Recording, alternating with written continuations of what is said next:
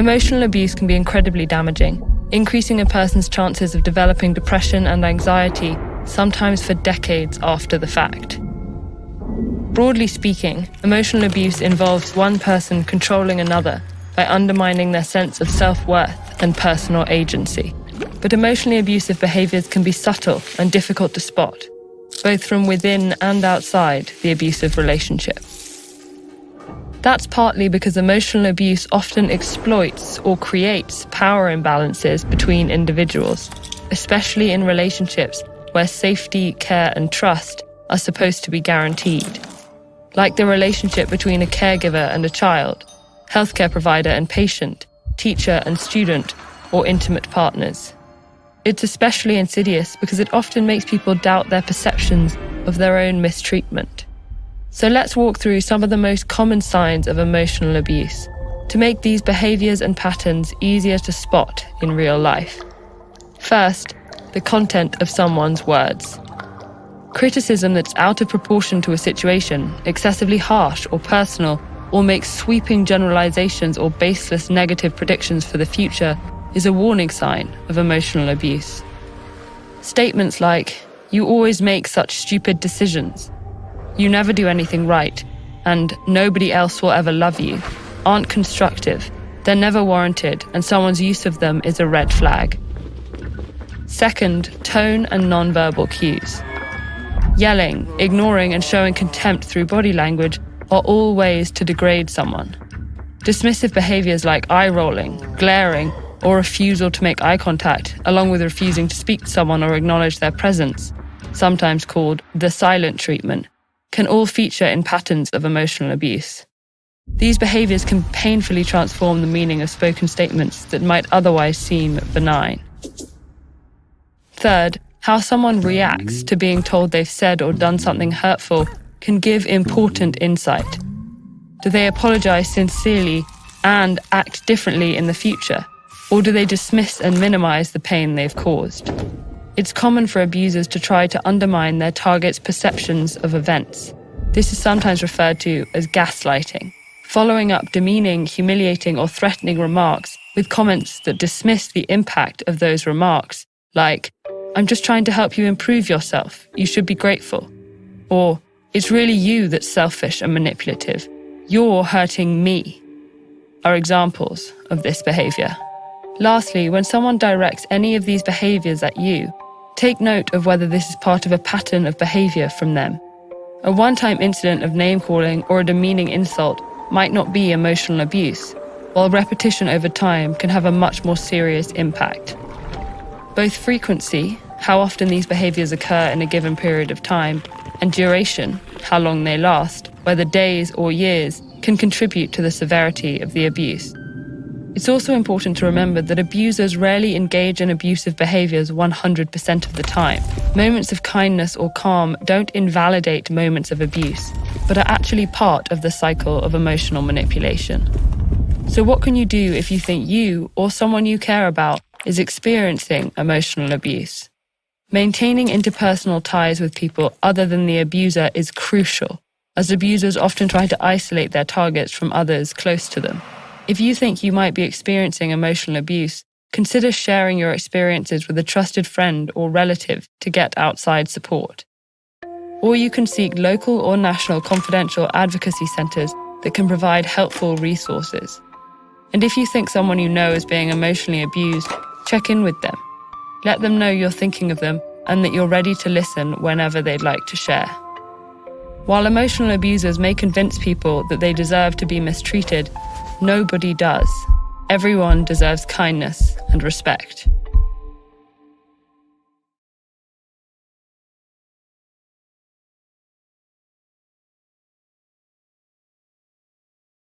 Intentional non-responsiveness refers to a deliberate choice or decision made by an individual to not respond or engage in communication, despite being aware of the message or request directed towards them. It is a conscious act of choosing silence or avoidance instead of actively participating or providing a timely response in a conversation, inquiry, or interaction. This deliberate behavior can occur in various contexts, such as personal relationships, professional settings, or even in day-to-day interactions. Intentional non-responsiveness is distinct from situations where individuals may unintentionally fail to respond due to factors like oversight, lack of availability, or miscommunication. Intentional non-responsiveness, different from unintentional non-responsiveness, primarily based on the element of intent behind the lack of response. Intentional non-responsiveness occurs when a person consciously chooses not to respond or engage in communication. They're fully aware of the message or request directed towards them, but deliberately decide not to provide a timely response. The motivation behind intentional non-responsiveness can vary, such as avoiding confrontation, maintaining control, or displaying indifference. Unintentional non-responsiveness refers to situations where a person does not respond or engage due to factors other than a deliberate choice. It may happen due to oversight, a lack of awareness, distractions, forgetfulness, or miscommunication. Unintentional non-responsiveness is typically unintentional with no intentional effort to withhold or avoid communication. Intentional non-responsiveness involves a conscious decision not to respond, driven by an individual's intention or motive to withhold engagement or communication. Unintentional non-responsiveness, on the other hand, occurs when a person fails to respond without a deliberate intent, often due to external circumstances or oversights. There can be several reasons why people are intentionally non-responsive in certain situations. Here are 3 common reasons. Number 1, avoiding confrontation or difficult conversations. Some people intentionally choose to be non-responsive when they want to avoid uncomfortable or challenging conversations. They may feel anxious, overwhelmed, or unsure about how to handle the situation, so they opt for silence instead. Number 2, lack of interest or disengagement. People may choose not to respond when they have little or no interest in the topic or conversation at hand. They might feel unmotivated, bored, or disconnected from the discussion and may choose to withdraw by being non-responsive. Number 3, power play or control. In some cases, intentional non-responsiveness can be a tactic used to gain power or control over a situation or relationship. By withholding a response, people may try to manipulate others or exert dominance in interactions, seeking to create an imbalance of power. It is important that you know everyone's motivations for intentional non-responsiveness may vary, and understanding the specific context and individual's mindset is crucial in deciphering their underlying reason. Recognizing if non-responsiveness is due to a power play can be challenging, as it requires careful observation and consideration of the dynamics at play. Here are some signs that may indicate a power play. Number 1, selective non-responsiveness. If someone consistently chooses to be non-responsive only in specific situations where they hold a position of power or control, it could be an indication of a power play. They may be using non-responsiveness in a way to manipulate or exert dominance in those situations. Number 2, pattern of one-sided communication. If the non-responsive individual consistently engages in one-sided communication, such as disregarding or dismissing others' opinions, interrupting or talking over others, or solely focusing on their agenda, it could suggest a power play. Number 3, withholding information selectively. If someone deliberately withholds information that is relevant or necessary for others to make informed decisions or participate in discussions, it can be a sign of a power play. They may be seeking to maintain an advantage or control by limiting access to crucial information. Number 4, ignoring or undermining others' contributions. If a person consistently ignores or undermines the contributions or ideas of others, especially when those contributions challenges their authority or position, it could indicate a power play. They may intentionally minimize or dismiss others to maintain a sense of control or superiority. Number 5, using non-responsiveness as a form of leverage. If the non-responsive individual uses their silence or non-responsiveness as a way to gain an upper hand in negotiations, decision-making, or other interpersonal situations, it may be a sign of a power play. They may be attempting to create an imbalance of power or control over others. These signs are not definitive proof of a power play, as there may be other underlying reasons for non-responsiveness. However, these indicators can help you assess if power dynamics are at play and inform your approach in addressing the situation. Open and honest communication, along with setting clear expectations and boundaries, can help manage power struggles effectively.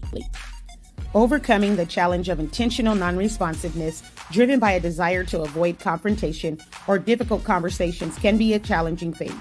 But here are a few strategies that may help. Number 1, create a safe and trusting environment. Foster an atmosphere of openness and trust where people feel comfortable expressing their thoughts and concerns without fear of judgment or negative consequences. When individuals feel safe, they are more likely to engage in difficult conversations. Number 2, practice active listening. Show genuine interest in what the other person has to say. Active listening involves giving your full attention, maintaining eye contact, and providing verbal and nonverbal cues that you're engaged in the conversation. This can encourage the other person to open up and share their perspective. Number 3, use empathy and understanding. Take a step back and try to understand the person's viewpoint or emotions. Avoid jumping to assumptions or judgments. By showing empathy and understanding, you create a non-threatening space for discussion and help to diffuse potential confrontation. Number 4, provide clear communication channels. Ensure that there are clear and accessible channels for communication, such as face-to-face meetings, email, or messaging platforms that make it easy for individuals to express their concerns, feedback, or other information that they may want to share. Offering multiple options can make it more convenient for people to share their thoughts. Number 5, seek alternative approaches. If different conversations continue to be unproductive, try alternative approaches such as written communication, mediator involvement, or professional facilitation. These methods can help in facilitating difficult conversations and finding common ground. Remember, overcoming the challenge of intentional non-responsiveness in order to address difficult conversations requires patience, understanding, and a willingness to create an environment where all parties feel heard and respected. Dealing with non-responsiveness caused by disengagement or power play can be challenging, but here are some approaches to consider. Number 1, clarify expectations and goals. Clearly communicate the purpose, relevance, and importance of the conversation or topic at hand. Help individuals understand why their participation and engagement are valuable, emphasizing how their input can contribute to a positive outcome. Number 2, find common ground or shared interests. Look for areas of common ground or shared interests that may help generate engagement. If someone is disengaged due to lack of interest, try to find aspects of the topic that might grab their attention or relate to their personal or professional concerns. Number 3, encourage participation and ownership. People are more likely to respond and engage when they feel a sense of ownership over a project or discussion. Encourage them to take on responsibilities or have a say in decision-making processes. By involving them actively, they may become more motivated to participate. Number 4, address power imbalances. If non-responsiveness is driven by a power play, it is important to address and manage the power dynamic in the relationship.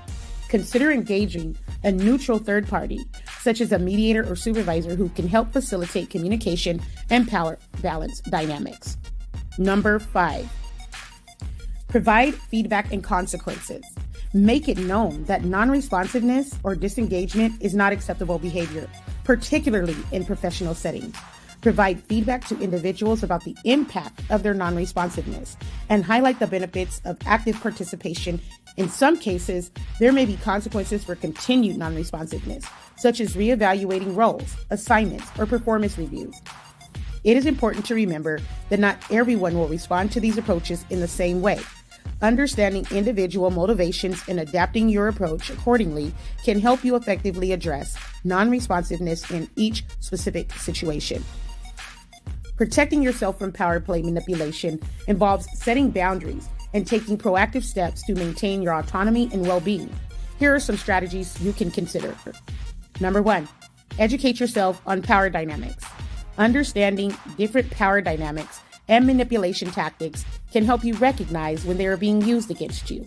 Educate yourself through resources like books, articles or workshops on topics such as assertiveness, communication skills, and emotional intelligence. Number 2, trust your instincts. Pay attention to your gut feelings and instincts when someone feels off or manipulative. If you sense that someone is trying to exert power or control over you, take a step back and evaluate the situation objectively. Number 3, establish clear boundaries. Clearly define and communicate your boundaries to others. Be assertive in expressing your limits and expectations in professional and personal relationships. Make it clear that you will not tolerate manipulative or coercive behavior. Number 4, practice assertive communication. Assertive communication involves expressing your thoughts, feelings, and needs in a clear, direct, and respectful manner. Develop your assertiveness skills by practicing I statements, active listening, and respectful confrontation techniques. Number 5, seek support from trusted individuals. Share your experience and concerns with friends, mentors, or colleagues whom you trust. They can provide an outside perspective and offer support and guidance during challenging situations. Number 6, document interactions. Keep records of important interactions, especially these involving power dynamics or manipulative behavior. This documentation can serve as evidence if needed and help you maintain an objective view of the situation. Number 7, practice self-care and self-confidence. Take care of your physical, mental, and emotional well-being. Engage in activities that help boost your confidence, self-esteem, and resilience. Practice self-reflection and self-awareness to better understand your own needs, values, and boundaries. Number 8, seek professional guidance if needed. If you feel overwhelmed or unable to deal with power play manipulation on your own, consider seeking professional help. Therapists, coaches, or counselors can provide guidance and strategies to navigate difficult situations. Remember, protecting yourself from power play manipulation is an ongoing process. It's important to continuously evaluate and address any manipulative behaviors, maintaining your boundaries, and prioritizing your own well-being in all interactions. Protecting yourself from those who are intentionally non-responsive can be challenging, but here are some strategies to consider. Number 1, set clear expectations. Clearly communicate your expectations for communication and responsiveness up front. Let others know what you consider to be an appropriate time frame or manner for response. This helps establish a baseline for future interactions. Number 2, follow up. If someone is consistently non-responsive, send a polite follow-up message or reminder, allowing them another opportunity to respond. Be persistent but respectful in seeking a response. Number 3, explore alternative communication channels. If one method of communication isn't working, try different channels or platforms. Some individuals may be more responsive by email, while others might prefer a phone call or face-to-face conversation. Number 4, seek clarification or confirmation. If you need a response for important matters, clearly express the importance of their input or involvement. State how their response is critical for decision-making or progressing with the project. This can increase the likelihood of a timely response. Number 5, consider their communication preferences. Some individuals may have unique communication preferences or styles. Taking the time to understand their preferred mode of communication or timing can help improve responsiveness. Number 6, evaluate the relationship or collaboration. If non-responsiveness becomes a consistent issue, it may be worth evaluating the overall dynamics of the relationship or collaboration. Assess whether the other party's non-responsiveness is impacting your ability to work effectively together and consider potential alternative solutions. Number 7, manage expectations and adapt.